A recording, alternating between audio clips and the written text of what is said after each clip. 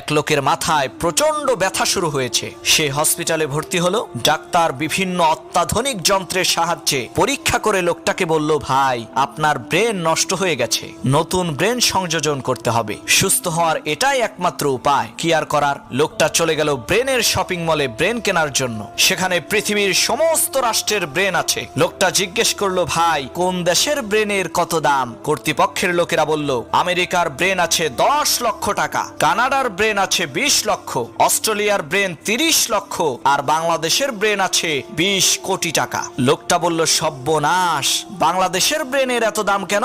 তখন কর্তৃপক্ষের লোকেরা বলল, ভাই অন্যান্য দেশের লোকেরা তো ব্রেন ব্যবহার করেছে, যার কারণে সেই ব্রেনগুলোর কার্যক্ষমতা নষ্ট হয়ে গেছে, আর বাংলাদেশের লোকেরা তো ব্রেন ব্যবহার করেনি, একেবারে ইনটেক, যার কারণে এর কার্যক্ষমতা পরিপূর্ণ ঠিক আছে। তাই জিনিস যেটা ভালো, দাম তার একটু বেশি।